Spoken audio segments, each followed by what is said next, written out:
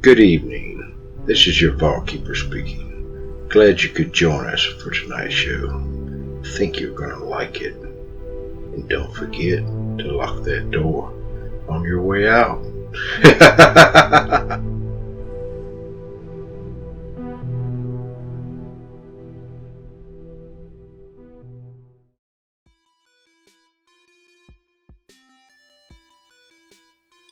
This is your vault keeper. Now, these are stories that are a little different than what I'm used to telling. Why? Because they were written and submitted to me. It took me a little while to check out the facts. But this is exactly how they were submitted to me. I'm reading them off word for word. So thank you for listening and enjoy.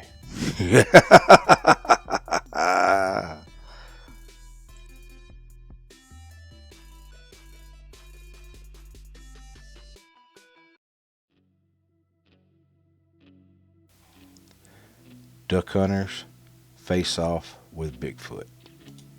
We have 3 hunters that come from northern Mississippi down to Louisiana for a duck hunting lease they had just leased off, and we're checking it out for the up and coming season. One of the men lived in that area. He owned the land. He decided that he would take them out, show them the easiest way in and out of the area. They all agreed. So then they met up on a Friday morning. Now, to get to this land, you had to take a boat. That was the only way in and out of this land. You had to launch the boat in Lake Pontchartrain and go around to an inlet that went into a game reserve. Now, there's no hunting of no kind in this reserve, but that was the way they had to go in and the way they had to come out. Well, they got there, they looked around, they liked what they saw. So they told the man, this will be fine. We'll come back the next week and bring our blinds and have all our blinds set up. So when we get down here, we'll be ready. He said, okay. They said, well, is there anything else that's left we can do or whatever? So, we ain't just got a whole day wasted.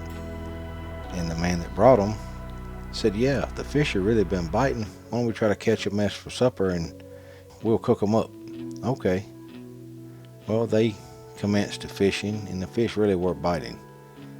Well, all that day, fishing back and forth in this little bayou there that was part of the hunting area, they kept hearing something on the bank, on this little eddy that went out.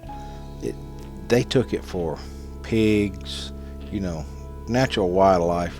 They were in the boat in the water, so they didn't really worry about it. So they went ahead fishing. Well, it didn't take long that it got dark, and they were still fishing. They hated to quit because they were biting so good.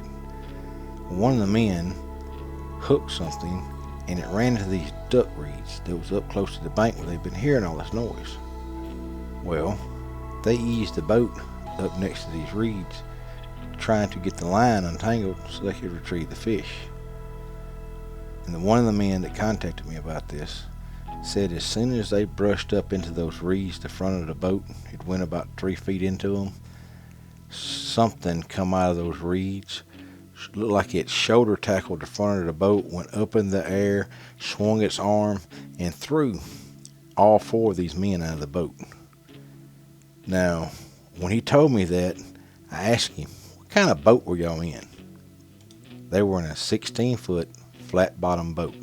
He said the boat probably weighed 200 to 300 pounds, he would roughly guess.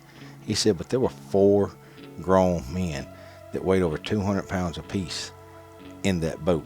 And he said it slung it like a rope. It jerked the front of it slap up in the air, threw them several yards back into the bayou, into the water. I said, what did you do then? He said, well, it took us just a minute to get our bearings, figure out what had just happened. He said, and then when they looked back towards where they just got thrown out of the boat, there was some kind of hairy creature standing there upright, over 6 foot tall.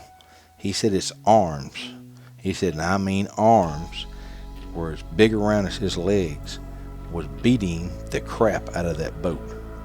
I said, what do you mean? But he said he was turning it into a bent beer can. I said, what did you do then? He said, we turned around and swam back out into the Lake Pontchartrain. I said, why did you? He said, because I was not fixing to go up there and find out what that was. I said, what did y'all do then? He said, we prayed it did not swim out there after us. I said, how long were y'all out there? He said, well, it was still dark when a man came through in an airboat going to check his lines that he had out in the bayou, saw us and picked us up. He carried us back to land. We were there at my truck.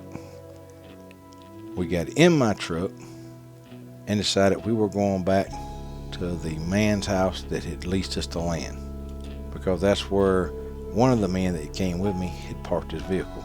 That's all he wanted, was to leave. I said, what do you mean leave? He said he wanted to leave. He did not care about the hunting no more. He wanted to go home.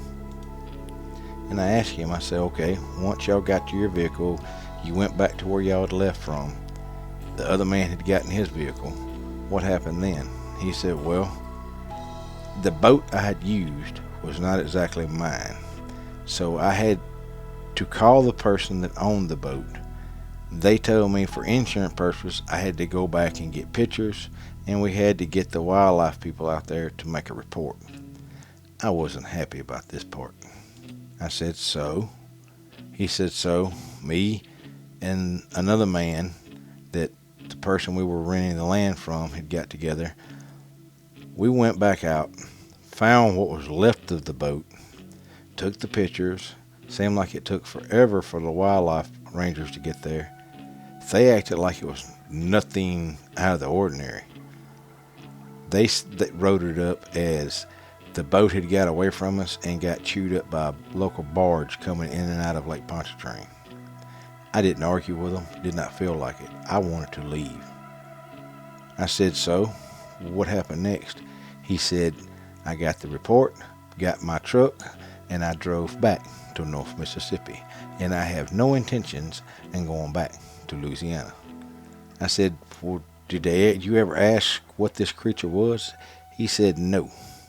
They acted like they already knew what was going on, and they were real keen on telling me what we saw and what we didn't see. And I just wanted out of there, so I went along with it. But I'm telling you, that was a large, upright, walking creature, and it was not in a good mood.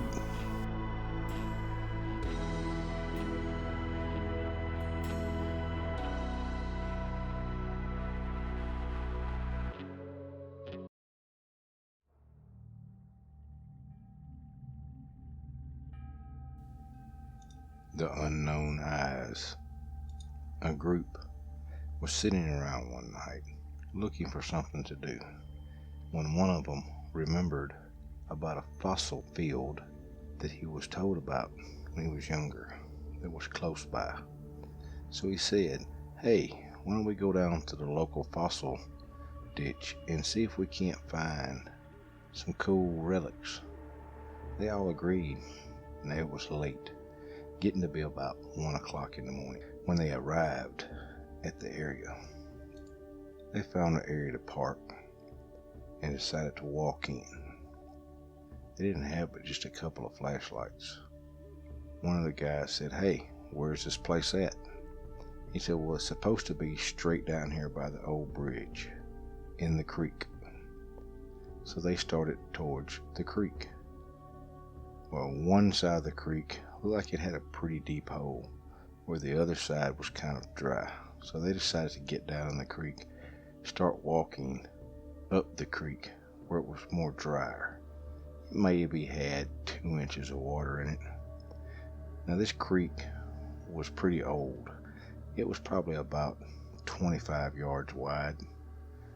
They had walked probably a quarter of a mile up the creek when they started seeing like old structures and stuff that had done been rotted down. Looked like it had been years ago, like some of the first settlers in the area.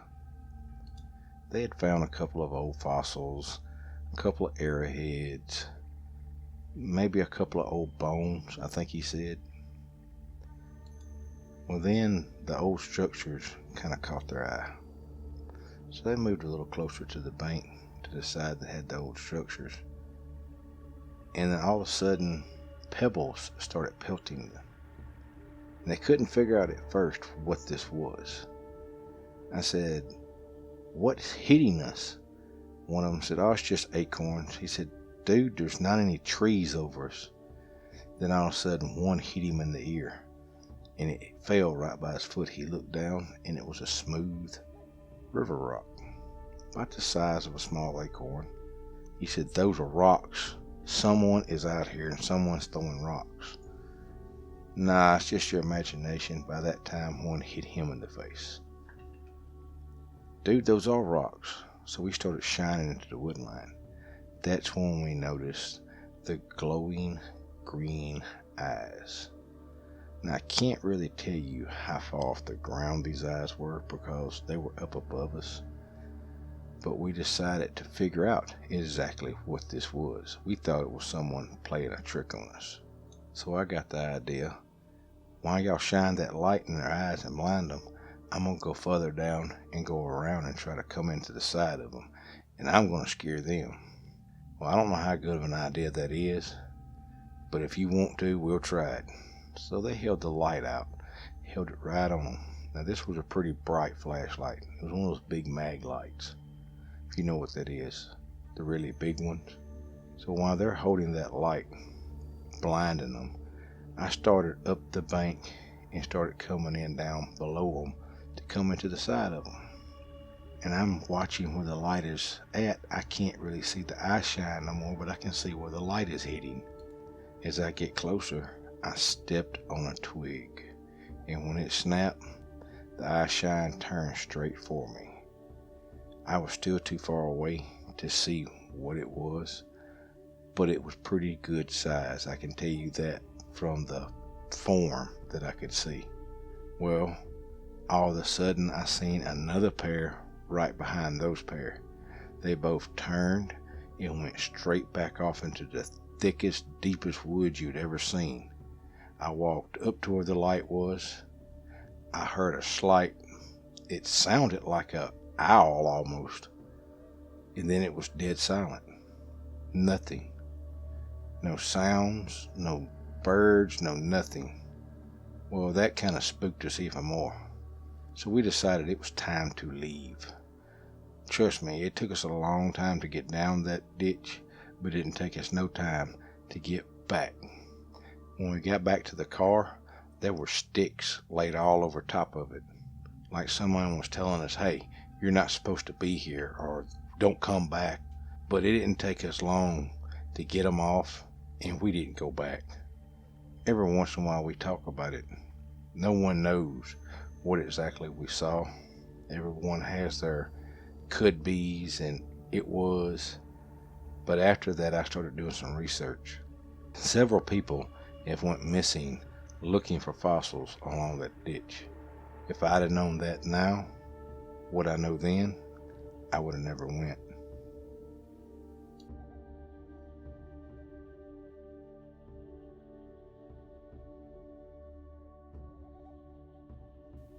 I hope you've enjoyed tonight's show.